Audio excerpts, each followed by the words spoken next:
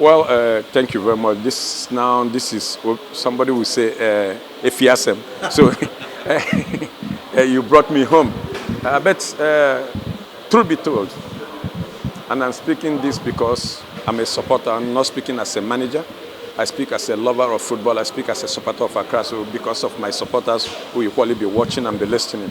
And it is good to say it as it is. This season has been a very bad season for us. Nobody would thought from the beginning of the season that we'll find ourselves in this. We thought we had the best players to carry on, especially judging from the past 2 years when we were FA champions and the league champions. We fall out at least. In the next 3 seasons, we'll be able to stand up to our toes. But unfortunately, this season has been one of the, should I say, worst season. When I came, somebody just reminded me, if you lose the next 2 matches, you are facing relegation. I said, are you serious? And he started doing calculation for me, and it got me worried. But the only thing I can assure our supporters and every other one who loves Accra Suffolk that I know it will never happen. So let's forget about things like relegation. We have grown past that. It's not that it cannot happen in football, but I can say that we have grown past that situation. We live up to tax. But it's a time equally we have to just say to our supporters, we are sorry because we didn't live up to expectation. We are sorry from all departments, maybe the playing body, the technical department. Everybody will be able to say, look, including our supporters, maybe there are things the supporters were supposed to do, they didn't do. So we always say, look, we have failed ourselves. But at the end of the day, who are we? The motto says, never say die. So we're going to carry on with that and make sure that the season is coming to an end with just 2 matches to end. And I believe that with 6 points, we can only make amend. It will be difficult for us to say we are winning the league title. So that's why I say the truth be said. So I don't see the league title in our secretariat this season. But we will learn our lessons as we go. It's a very bad situation, but at the end of the day, that's where we find ourselves, so we accept it. One of the most interesting challenges that we had was, I don't know, like you said, our technical department has not been stable. There's been a lot of shake in our technical department, from Papich to then we get a matches from Ninoy. There's a lot of changes in our technical department. And I can just always guarantee you, a team with short, shaky situation always find instability at its top point. So we've noticed all these things, but the board is working round the clock to make sure that such situation does not repeat itself.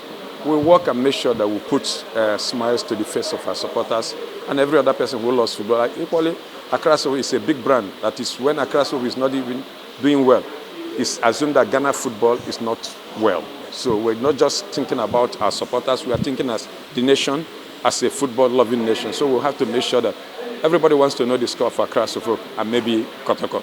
I always say Accra Suffolk and maybe Kotoko for a reason, but that's the situation. Do you see how to compete in the league next season? I'm sure you're talking about 2023-24.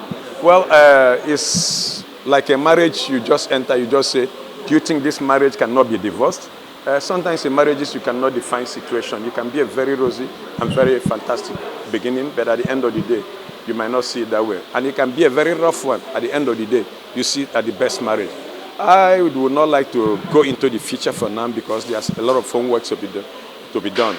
Like you're saying, our technical department, our playing body, there's so many things we need to look at. But one good thing I can make you say situations like this is that when it comes to financials, Accra Suffolk will stand very tall in terms of player salaries in this country. I don't think there's any team that can stand tall as Accra Suffolk in terms of payments of salaries. Not the amount, or even the amount, we are very tall, and then we'll make sure we are consistent so none of our players could complain about salaries or any other. So on that, in facilities, we are doing very well. Pobima, I'm sure some of you very soon would like to go to Pobima and visit Pobima.